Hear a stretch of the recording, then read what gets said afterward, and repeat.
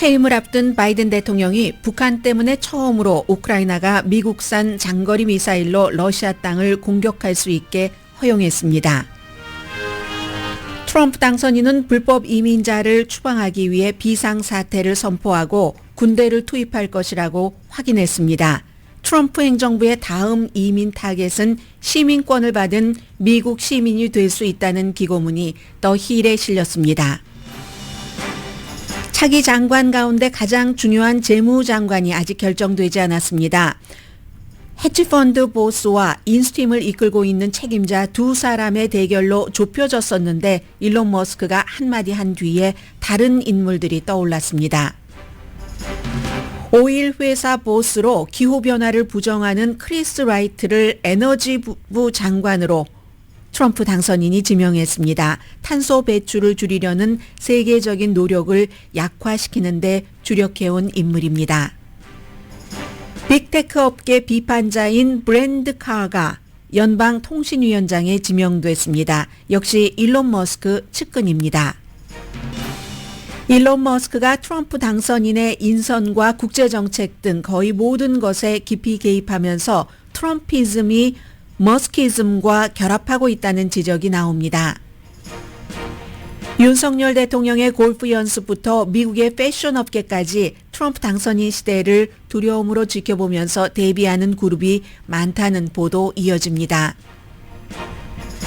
트럼프 당선인의 가장 강한 비판자였던 MSNBC 모닝조의 두 앵커가 7년 만에 트럼프 당선인을 만났습니다. 부부인 두 앵커는 새로운 접근을 할 때라고 말했고 라이벌 프로그램인 Fox & Friends 진행자는 트럼프 당선인이 미국인 가운데 가장 관대한 사람이라고 말했습니다. 두 사람을 만나줬기 때문에요. 여러분 안녕하십니까? 오늘의 미국 강혜신입니다.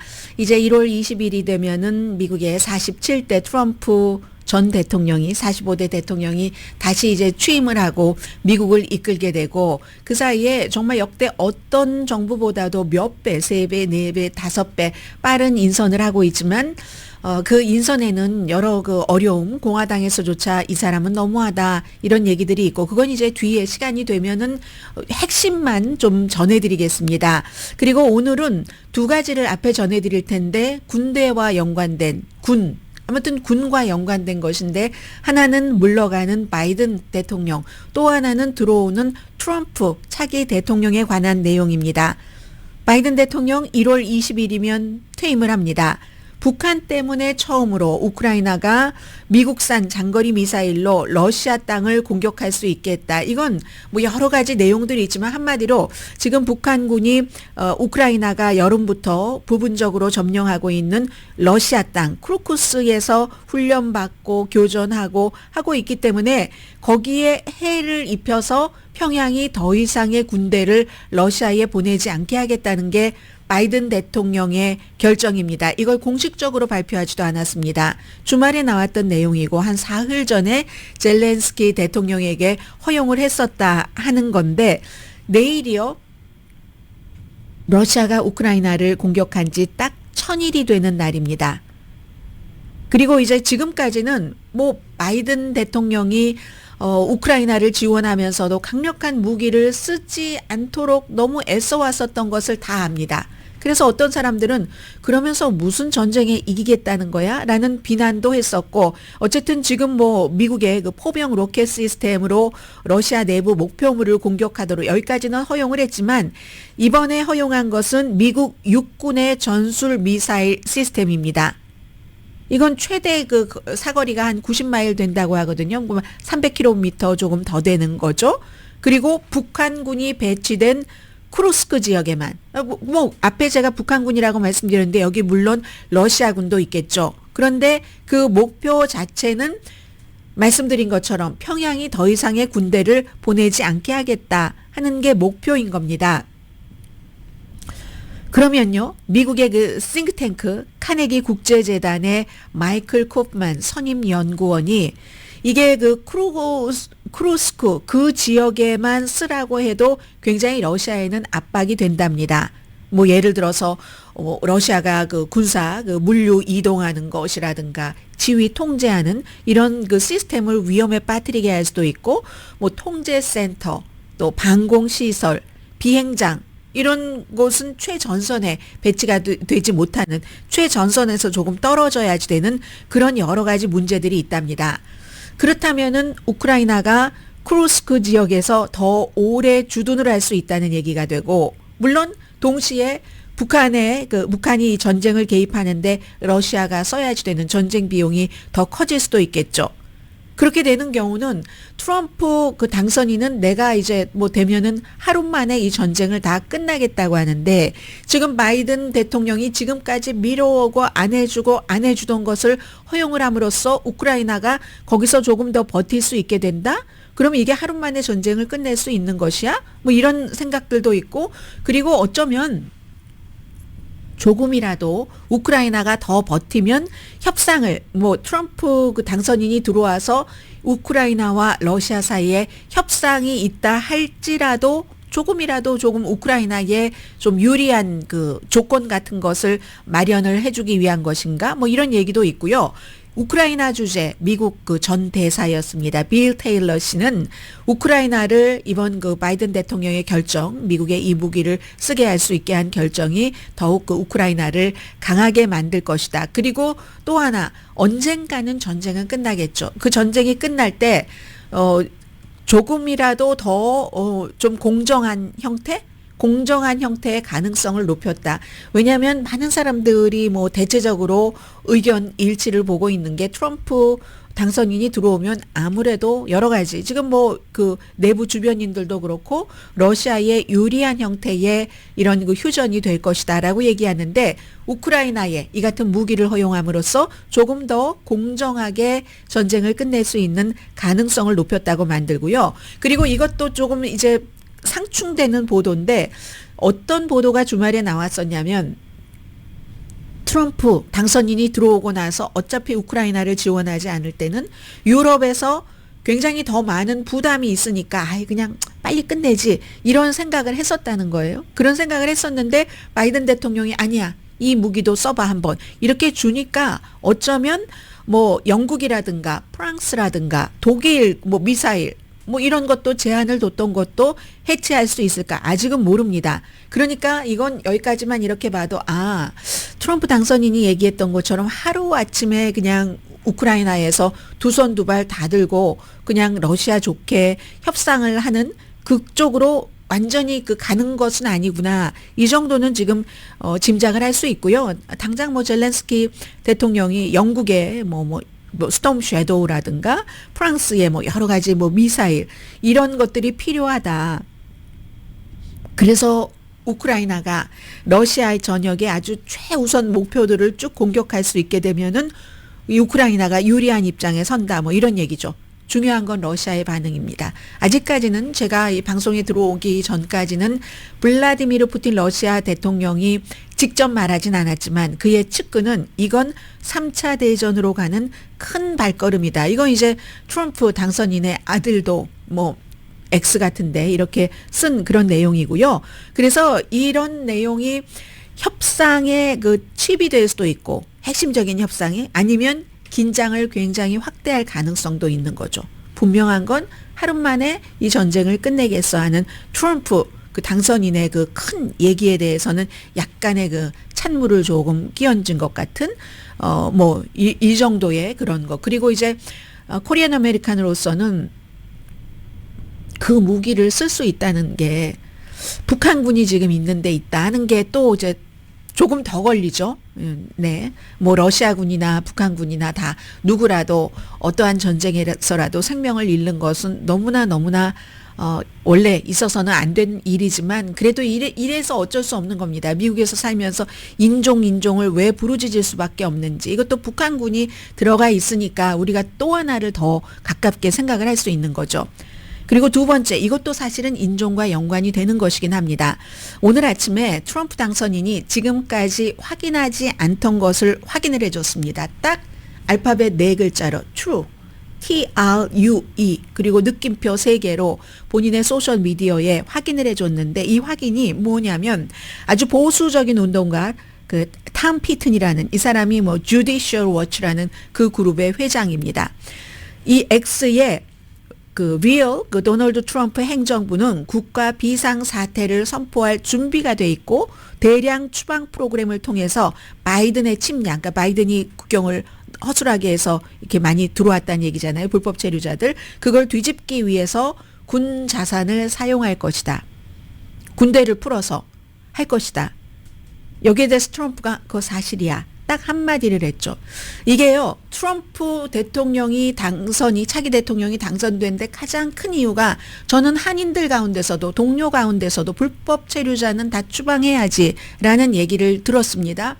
들었는데 그러니까 한인들도 그런 생각을 많이 하고 계시다는 거예요.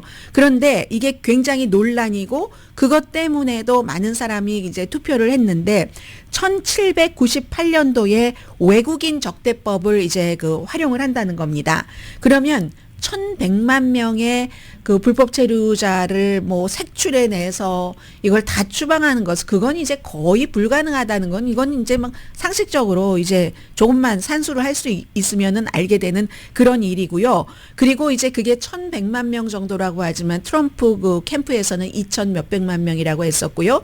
한 2000만 가구에 영향을 미친다는 거죠. 게다 대고 이제 조금 있다가 한인들도 연관이 될 수 있는 것을 말씀을 드리겠습니다마는 쿠바, 아이티, 뭐 니카라과, 뭐 베네수엘라 출신의 불법 이민자에 대해서는 무슨 가석방 프로그램 같은 것도 없애버린다 이런 것도 됐고요.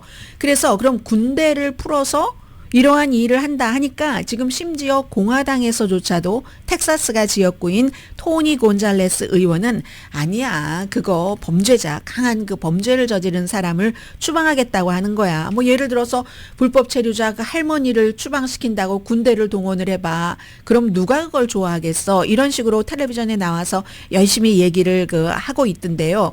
그랬더니 텔레비전의 앵커가 MBC의 앵커가 물어보더군요. 범죄자를 추방한다고 했지만 그렇게 일하다 보면은 1100만 명 가운데 상당수가 노동자인데 세금을 내고 일하는 사람인데 과일을 따는 사람들도 그냥 머무르도록 설득하려면 어떻게 해야지 되냐. 이건 무엇을 얘기를 합니까? 정규 방송 텔레비전 앵커도 과일을 따는 사람 불법 체류자가 미국에 있어야지만 미국 사람들이 과일을 싼 값으로 먹는다는 것을 인정을 하는, 그래서 제가 지금 이름을 얘기하지 않는데요. 백인 앵커의 얘기인 겁니다. 그런 사람들도 그럼 겁난다고 다 도망가고 하면은 누가 우리가 먹을 그 과일을 따지? 누가 우리가 먹을 뭐를 추수를 하지? 이런 얘기를 한 거죠. 물론 트럼프 당선자가 구체적인 계획을 그 밝히지는 않았고, 그리고 이 텍사스주의 그 하원 공화당 의원처럼 정말로 범죄자만 추방을 할 것인가, 범죄자만 추방한다는 얘기가 아니었고요. 1100만 명을 다 추방을 한다고 했는데 어떻게 그 구분을 하고 찾아내고 쫓아낼지에 대해서 구체적인 얘기는 아직 없습니다. 그래서 이제 이런 일이 있을 때는 무슨 이민단체라든가 변호사들이 법정에서 반박할 준비들을 하죠. 왜냐하면 첫 번째 트럼프 그 당선자가 대통령이었을 때 무슬림 입국 금지 명령을 내려서 며칠인가 시행되다가 법원에서 딱 걸려버렸잖아요. 이번에는 법원에서 그렇게 걸리지 않도록 철저히 준비를 했다는 거죠. 더 강력한 행정명령으로 뭔가를 발휘를 하도록. 그래서 이제 이민 여러 가지 이슈에 대해서 강성 인사들을 내놨잖아요. 탐 호먼, 국경자르, 크리스티 노엠, 노스다코타 주지사를 국토안보부 장관, 그리고 이 사람이 중요합니다. 스티븐 밀러라는 정책 담당 비서실장. 어린아이와 부모를 떼놓게 한, 여기에 대해서 스티브 루메트라는 노스웨스턴 대학교의 노스웨스턴 유니버시티의 명예교수입니다. 이 관련 연구를 하는 이 교수가 오늘 그 더 힐의 그 이 기고문을 썼는데 뭐라고 얘기하냐면요. 스티븐 밀러가 그 메디슨 스퀘어 가든에서 미국인을 위한, 미국인만을 위한 뭐 이런 얘기를 많이 강조했잖아요. 굉장한 이제 백인 우월, 이제 이쪽이 있는 것이고, 그걸 기본으로 해서 누가 이러한 뭐 이민자를 추방하는 일도 관장하는지가 굉장히 중요하죠. 이 교수는 규모는 작지만 파괴력이 대단할 수 있는, 그러니까 미국 시민권을 딴 귀화한 미국 시민이 된 그런 이민자로서 귀화한 미국 시민을 대상으로 하는 일이 일어날 가능성이 높다고 얘기를 합니다. 1,100만 명을 다 어떻게 할 수는 없으니까. 그래서 왜냐하면 스티븐 밀러라는 이 정책 담당 그 비서실장이 원래 이미 그 시민권 신청을 할 때 사기 혐의가 있다는 얘기를 굉장히 많이 해왔고 오래 해왔고 의심을 해왔습니다. 그래서 몇 년 또는 몇십 년 동안 있었던 미국 시민이었던 사람들도 추적하기 위해서 국적 박탈 그 절차를 추진할 것이라고 이미 이 사람은 선언을 했습니다. 뭔가 이제 보여주기식의 우리 강력하게 이렇게 했어 하려면 해서 누군가를 만족시키려면 그런 일을 할 그 근거 이런 것들이 충분하다고 이 교수가 얘기를 하고 있는 겁니다. 그러면 시민권을 박탈당한 그 개인들도 결국은 추방당하게 된다는 겁니다. 오래전에 뭔가 뭐 사소한 실수로 뭐 시민권을 받을 때 뭔가를 잘못했다던가 물론 법적인 과정을 통하죠. 문제는 법률 비용 이런 것들 때문에 그렇죠. 해서 일부 합법적인 시민이라든가 아니면 뭔가 뭐 혼돈으로 인해서 작은 실수를 저지른 사람이 과격하게 수사, 조사 받을 수도 있고 이게 1906년도에 만들어진 그런 법의 근거에서 한다는 겁니다. 허위 진술, 뭐 우리 뭐든지 할 때 밑에 쓰잖아요. 사인할 때. 그리고 뭔가 의도적으로 기록해야지 되는 것을 기록하지 않았는데 그 사람이 시민권 받을 당시 시민권을 받았다. 이런 사람은 시민권을 취소할 수 있는 규정이랍니다.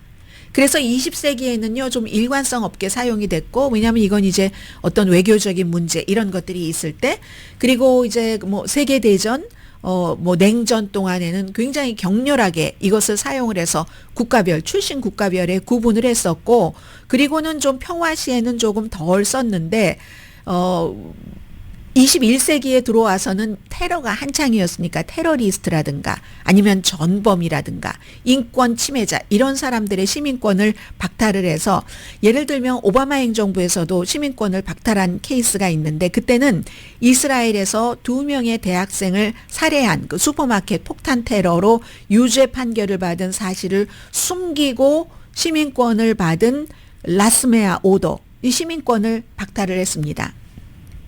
이런 일들. 그래서 이 교수가 얘기할 때는 뭔가 그 불법 체류자라든가 이런 사람들에 대해서 강력하게 단속을 해야지 된다는 캠페인을 너무 많이 했기 때문에 미국의 피가 오염된다 이런 얘기들을 했었잖아요. 그런 것들이 보여주기 위해서 공약을 지키기 위해서 뭔가를 할 때 극단적인 결과를 낼 수 있다는 거죠. 가장 극단적인 결과는 이런 거겠죠. 부모의 무슨 신청을 통해서 뭐 미성년자로서 무슨 뭐 뭔가 이민을 와서 뭐 시민권을 받고 한 뭐 이런 사람들은 본인의 잘못이 아닌데도 시민권이 취소될 수도 있다는 것. 물론 이렇게 시민권 취소는 사법 절차입니다. 그리고 뭐 연방 법원에서 당연히 재판을 하고 재판을 받을 권리가 있지만 그러나 뭐 변호사를 고용하는 그 부담이 크겠죠. 여기에 이제 뭐 관선 변호사 가지고 안 되는 그런 케이스가 많이 있는가 봅니다.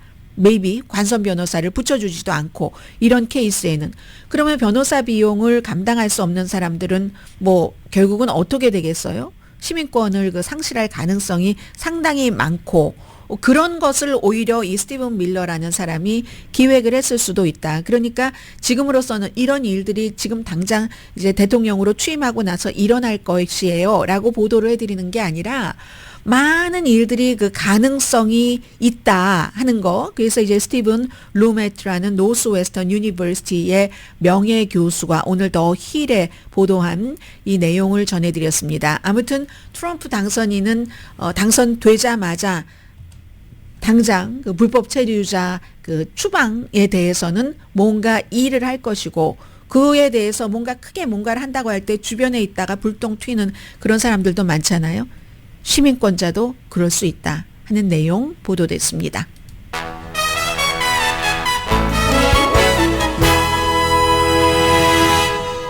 오늘의 미국은 전문가가 추천하는 이민법, 가정법 전문 재인정 종합법률사무소, 총 20억 달러 승소, 교통사고와 상해 전문 브라이언 타필라와 CG 변호사 그룹, 집이용자, 홈에퀴리, 라인업 크레딧, 급한 하드머니도 정말 쉽게 자라는 융자나라, 유한 건강생활 전 제품과 화장품을 추수감사절 맞이 1+1 세일하는 셀리온 공동펀입니다. 잠시 뒤에는요.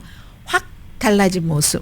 아침에 제가 두 가지 프로그램, 박스의 프로그램과 MSNBC의 프로그램을 봤는데 이 진행자들이 서로 뭐 라이벌이잖아요.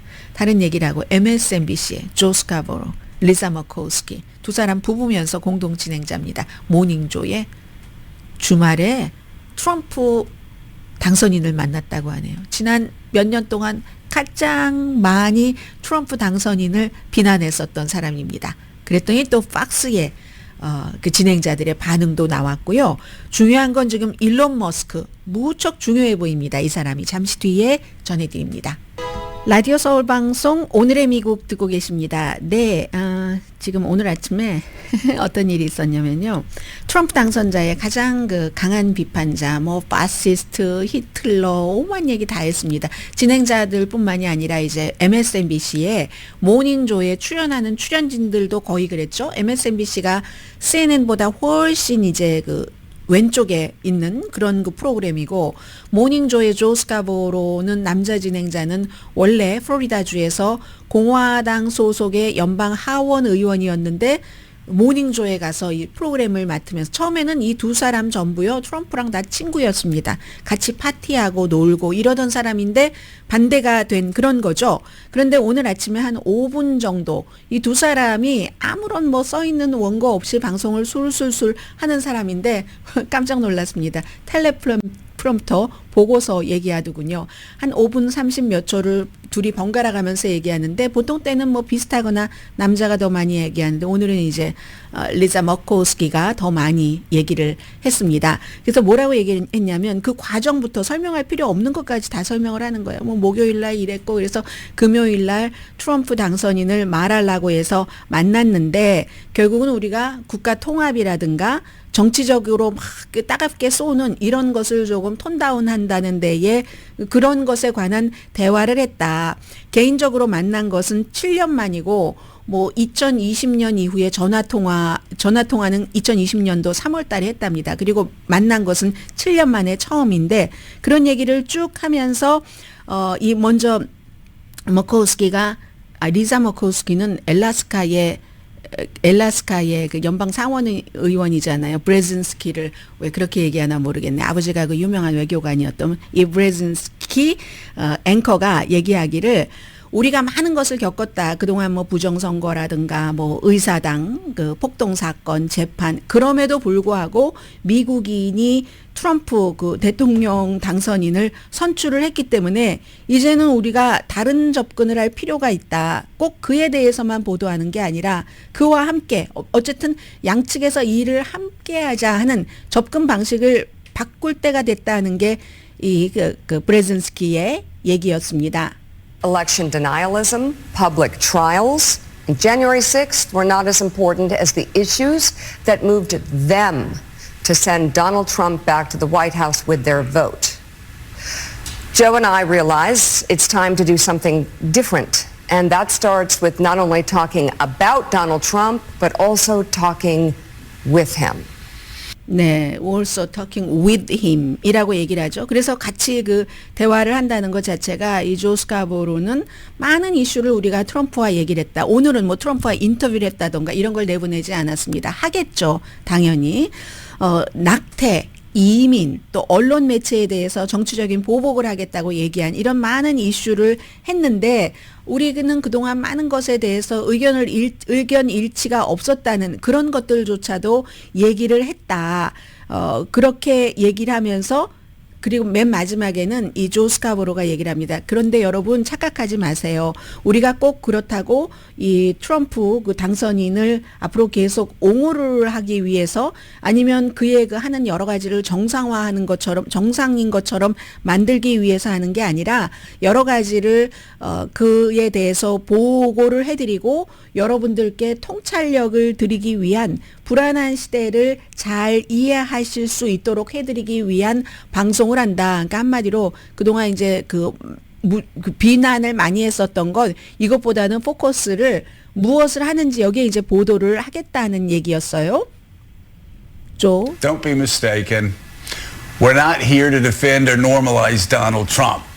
We're here to report on him and to hopefully provide you insights that are going to better equip all of us in understanding these deeply unsettling times.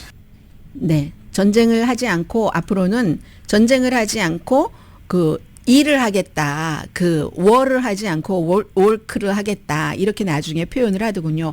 그때 이제 같은 그 시간대 그 방송이 되는 Fox and Friends의 이제 3명 가운데서 브라이언 킬미드가 뭐라고 얘기를 하냐면 야, 트럼프 그 당선인이 미국 사람들 가운데 가장 도량이 넓은 사람이다. 3년 동안 날마다 히틀러다 뭐다 공격을 했는데 모든 초대 손님이 한 명이라도 트럼프에 대해서 좋게 말하지 않았는데 그런데 아니 뭐 아침을 같이 했다고 트럼프가 가장 미국에서 관대한 사람이다. 이게 이제 Fox and Friends 진행자. That is probably the most magnanimous thing any individual in America has done in a long After time. they called him every name under the For sun. 3 years, they call him fascist, Hitler. Yep. Every day, at every panel, there was nobody even to say, ever since Harold Ford left that building, there was not one person saying anything nice about Trump. And for him to take that, what is it, breakfast? 네. 단 한 사람도 트럼프에 대해서 좋은 말을 하지 않았는데 나이스한 말을 하지 않았는데 뭐 아침을 했다고 이렇게 얘기를 하잖아요. 그리고 이제 이러한 내용을 플로리다주에서 마랄라고에서 만났기 때문에 빌이라는 first name을 가진 기자가 보도를 했거든요. 그리고 이제 중간에 이제 또 여자 진행자가 돕잖아요. 날마다 그랬었다고 계속 이제 얘기를 했었죠. 앤슬리 그 이어하트가. 그리고 나머지 한 사람 스티븐 두루시가 나중에 그 내용을 보도해 준 빌한테 빌 이렇게 얘기를 하면서 레이첼 매도우가 또 마랄라고에 나타나면 우리에게 또 알려줘요. 이게 완전히 비꼬는 거죠. 레이첼 매도우. When Rachel Maddow shows up at Mar-a-Lago, can we make that a Fox News alert? 네, 레이첼 매도우도 뭐 조스카보로 못지않게 트럼프 당선인을 비난을 했었으니까 아무튼 이런 거 그래서 뭐 결국은 이렇게 저렇게 뭐 가는 거죠. 불만도 있고 또 어떠한 뭐 좀 나라가 잘 돼야지 되니까 지원할 거 지원하면서 또 그 지명자에 대해서도 이건 영 아니다 싶은 것은 아니지만 또 웬만한 것은 모든 그 인사가 만사라지만 완벽하지 않으니까 이렇게 가는 것 같습니다. 그리고 항복들을 많이 하는 것 같다는 느낌들도 들고요. 뭐 로스앤젤레스 타임즈의 오너도 우리는 뭐 CNN에 누구 같은 사람이 필요하다. 그게 CNN이라고 할지라도 항상 그 보수적인 사람 같은 사람이 있거든요. 많은 그 선거 끝나고 나서 전후로 해서 CNN조차 이렇게 얘기를 했어라고 얘기하는데 그 트럼프에 대해서 그거는 CNN이 항상 트럼프에 대해서 좋게 얘기하는 사람도 패널로 둡니다. 그렇게 하는 거죠. 근데 로스앤젤레스 타임즈의 오너는 우린 그래서 CNN에 뭐 스캇 누구와 같은 이런 사람이 필요하다라고 얘기를 하고 있고 지금 모든 매체가 다 아무튼 약간은 제가 볼 때는 트럼프 이 당선인에게 굴복하는 그런 모습도 있고 그리고 또 당연하죠. 서로 화합을 해서 일을 해야지 되는 그런 것들이 지금까지는 뭐 반반 어느 쪽이 아니면 조금 더 많이 섞인 것 같다는 얘기가 되고요. 르 피게로를 제가 언젠가 인용을 해드렸더니 어떤 분이 르 피게로가 어쩌다고 프랑스 니네 니네나 잘해라 올림픽 월드컵 하는 거 보니까 다 엉망진창이던데라고 얘기를 하는데 왜냐하면 그 당시에 트럼프 당선인에 대해서 비난하는 글이 올라왔기 때문에 근데 르 피게로가요 우파 신문이에요. 오늘 그 르 피게로의 그 프렌치 아메리칸 한 젊은 그 여자 작가예요. 줄리 지라드라는 사람이 글을 썼는데 뭐라고 얘기하냐면 트럼프 지금 이 팀의 매력의 일부는 트럼피즘이 머스키즘과 섞여 있는 것이다. 일론 머스크의 머스키즘을 얘기를 합니다. 그래서 일론 머스크의 자수성가하고 그리고 성공을 했어요. 그게 부유하지 못한 미국 사람들에게 굉장히 어필했다는 얘기입니다. 또 하나는 우주를 정복한다. 이건 미국 사람들의 애국심을 굉장히 높였고요. 심지어 이제 민주당원 가운데서도 너무 그 일론 머스크가 세계에서 제일 부자인데 위험을 감수하는 그런 그 억만장자 사우스 아프리카 태생의 이 사람을 아메리칸 드림의 상징으로 본다는 거죠. 그래서 2억 명 넘게 팔로워가 있는데 이런저런 얘기를 하면은 그걸 누가 선의적으로 보지 않겠는가. 뭐 이런 많은 사람들은 일단 일론 머스크가 말하니까 맞을 거야 라는 것이 굉장히 이제 도움이 됐을 것이라는 얘기고요. 일론 머스크가 지금 자유세계의 리더를 하고 있다. 이 사람 미국에서 태어나지 않아서 미국 그 대통령은 되지 못합니다. 사우스 아프리카 태생이니까. 그런데 그리고 한때 불법 체류자였습니다. 일론 머스크. 미국 정보당국이 아니라 관계당국에 숨겼던 불법 체류자였습니다. 지금은 뭐 합법 신분이지만요. 그런데 오늘 그 뉴욕타임스는 이 일론 머스크가 그야말로 자유세계의 대통령은 하지 못하지만 대통령의 버금가는 리더를 하고 있는데 지금까지 미국이 보지 못했던 새로운 정부를 구성하는 게 대통령 당선인 혼자 하는 게 아니라 일론 머스크와 함께한다. 일론 머스크의 아젠다와 일론 머스크의 이데올로기가 여기에 다 들어가 있어서 새로운 행정부 일단 처음에 만들 때는 이게 일론 머스크의 영향이 너무 크다는 거죠. 처음에는 기금을 지원하면서 시작을 하다가 뭐 대리인 비슷하게 트럼프 대리인 뭐 X에서요. 비공식 비서실장처럼 됐고 마랄라고에 완전 캠핑을 했어요. 트럼프 가족이 됐습니다. 젤렌스키 터키의 에르도안과도 대화를 하고 비밀리에 이란 대사 역할까지도 했어요. 이란 대사를 만났으니까. 그리고는 이제 정보 효율성부를 비벡 라마스와미와 함께 이제 이끌게 됐고 이건 이제 또 다른 이슈고요. 그건 정부의 효율성부라는 것은 고용하고 해고하고 구조조정하는 거잖아요. 공무원들 수백만 명에 대해서도. 그런데 많은 이슈에서 일론 머스크와 트럼프가 싱크된다. 이민, 성전환. 또 하나는 일론 머스크는 굉장히 우성학적인 유전적인 이런 걸 믿는 사람입니다. 뭐 똑똑하고 잘난 사람이 아이를 많이 낳아야지 된다 하는 것을 믿는 사람이에요. 그리고 이제 다른 것도 있죠. 서로 기후변화라든가 전기자동차에 대한 의견은 다른데 전기자동차에 대해서는 트럼프 이 당선인이 얘기를 했잖아요. 일론 머스크가 나에게 이 기금을 지원을 했기 때문에 뭐 전기자동차 괜찮아라고 얘기를 한 게 가장 최근의 일이고요. 대정부, 대규모 정부와 거래는 있죠. 일론 머스크가 기본적으로 150억 달러 연방 계약이 있습니다. 스페이스X에 가장 많고 지금 국방부에 계속 새로운 국방부에 일론 머스크가 추천한 스페이스X의 사람들이 들어가고 있다는 것이거든요. 그래서 또 규제와 전쟁을 하고 있는데 일론 머스크는 한 20가지 정도 조사를 받거나 리뷰를 받고 있습니다. 테슬라 자율주행차 소프트웨어 아니면 텍사스에 있는 스페이스X 발사대에서 막 오염된 물 같은 것이 방출되고 이런 등등이요. 그런데 일론 머스크는 모든 규제를 낭비 이상으로 본답니다. 뭐 사람들의 뇌에 뭐 칩을 뭐 이식한다던가 컴퓨터 칩을 이식한다던가 화성을 뭐 식민지화한다고 한다던가 이런 모든 것들을 생각을 하는 사람이잖아요.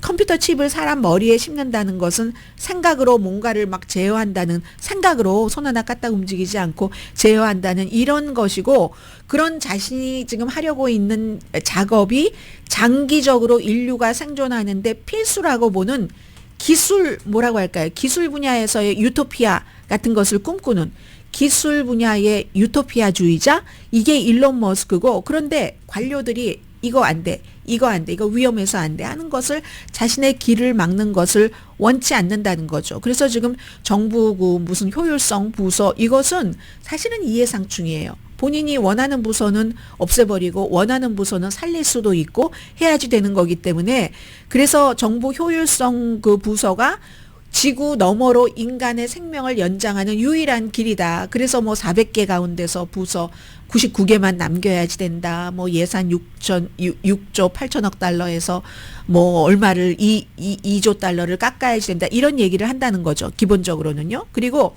일론 머스크의 아이디어에 대해서 이제 뉴욕타임스가 얘기를 하는데 이 사람 단순한 기업가가 아니라는 거죠. 단순한 기업가가 아니고 자신의 아젠다가 있는데 세상을 이렇게 만들고 싶어. 자기가 꿈꾸고 있는 세상이 있는데 게다 대고 대통령에게 접근하기가 아주 쉬워졌어요. 그리고 본인을 표현의 자유의 절대론자라고 생각을 합니다. 일론 머스크는요. 해서 잘못된 정보를 퍼뜨리거나 폭력을 선동한 혐의로 당시에 X에서 쫓겨난 사람들 트럼프를 포함해서 다 또 이제 끌어들여 갔잖아요. 그리고는 마가 운동에 X를 본거지로 만들 것이다. 이미 본거지가 됐습니다. 마가 운동에 해서 트럼프 당선인이 이제 대통령이 되고 나면은 그야말로 언론사들 다 국민의 적이라고 했었잖아요. 이미 저는 이번 선거에서 분명히 느꼈는데 많은 레가시 언론사들이 하는 말은 다 거짓말이라고 하고 X에서 나오는 게 다 진짜라고 얘기하는데 사실은 거의 반대라고 보는 게 맞는데도 그런데 어쩔 수가 없습니다. 사람들이 그렇게 믿기 때문에 일론 머스크 같은 설득력이 굉장히 강한 사람이 세계 최고의 부자가 2억 명의 팔로워를 가지고 그렇게 하면 리트윗이 얼마나 많겠습니까? 이미 본거지가 됐는데 앞으로도 더욱 더한 본거지가 된다. 대통령이 되면 미디어를 없애버리고 이 X를 통해서 많은 것을 하면 X가 힘이 커지겠죠. Maybe, may not. 그래서 스카보로와 브레진스키가 말하려고까지 급히 달려갔는지 누가 알 일이겠습니까? 그래서 많은 사람들은 서로 자기 자신이 최고다 하는 게 너무 강하기 때문에 이 사람들이 언젠가 떨어질 거야 라고 생각하지만 반대로 뉴욕타임스는 이런 X라는 것으로 같이 뭉쳐 있기 때문에 일론 머스크도 정부에 대해서 받아야 될 게 너무 많고 해서 이 두 남자 사이의 유대가 굳건할 것이다. 서로에게 얻을 게 너무 많아요. 떨어졌을 때보다 붙어 있을 때. 그런 얘기가 있고요. 근데 이제 또 모든 것은 영원하지 않으니까 요즘 뭐 블루스카이라는 뭐 예를 들어서 X 비슷한 거죠. 이 트위터 비슷한 것. 그래서 사람들이 트위터 때를 생각하고 X가 지금은 너무 가짜와 음모론과 폭력 같은 것 또 특히 인종차별이 굉장히 많습니다. 소수인종에 대해서 요즘에 특히 더 많아졌어요. 그런 것들 때문에 불쾌하다 하고 떠나는 사람들이 있죠. 그런 사람들은 이제 블루스카이 같은 데 가입을 한다고 하는데 뭐 생긴 지 얼마 안 되는데 지금 1600만 명이라고 하고 그에 비해서 X는 3억 1700만 명 가입자.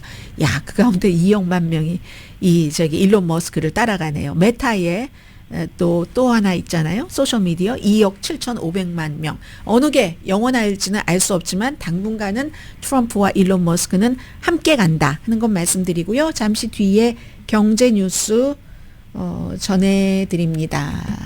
라디오 서울 방송 오늘의 미국 듣고 계십니다. 네, 파이낸셜 타임즈 뭐 글로벌 그 비즈니스 칼럼니스트 칼럼 하나 소개를 해드릴까요?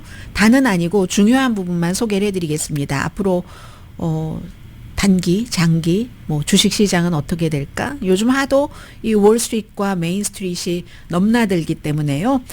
라나 포로하라는 칼럼니스트입니다. 단기는 성장한다, 하이한다. 뭐 이미 너무 많이 하이했잖아요. 근데 투자가들은 그 다음에 올 것이 무엇인지를 걱정한다. 이걸 이제 소제목으로 뽑아놨던데요. 트럼프 시대의 마켓은 어떨까?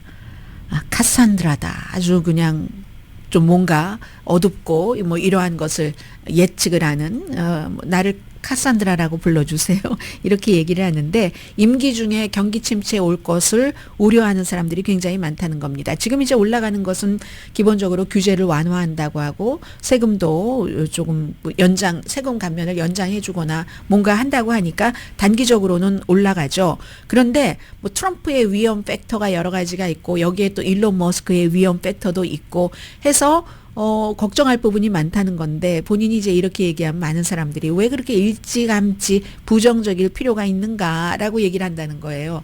바이든이 아무리 또 여러분들께서 경제가 나쁘다고 느끼시는 분들이 많지만 경제를 좋게 구축을 해놨습니다. 이게 이제 월스트리트 저널이 얼마 전에 얘기를 한 그래서 좋은 경제를 구축을 해서 트럼프가 그것을 물려받아서 아주 좋겠구나 하는 게 이제 월스트리트를 포함한 전문가들의 예상인데 그런데 이제 그리고 또 그 바이든 때는 있었지만 독점 금지법 같은 걸 강하게 했죠. 이제 그런 거 규제를 풀어준다고 하니까 합병이 붐이 되고 그러면 은행도 살아나고 뭐 기술 분야 암호화폐 우리가 다 겪었잖아요. 이제 9만인데요. 뭐 비트코인도 그리고 일론 머스크가 또 뭐 이 도지코인에 대해서 트윗할 때마다 얼마나 오르겠는가. 사모펀드도 너무 좋을 거야. 그렇긴 한데 경제가 일단 좋은 경제 기반이 구축됐다는 것은 이건 뭐 해리스가 대통령이 돼도 물려받았을 그 마찬가지 일인데 지금 미국의 마켓도 이 경제적인 기반이 굉장히 인위적이라는 겁니다.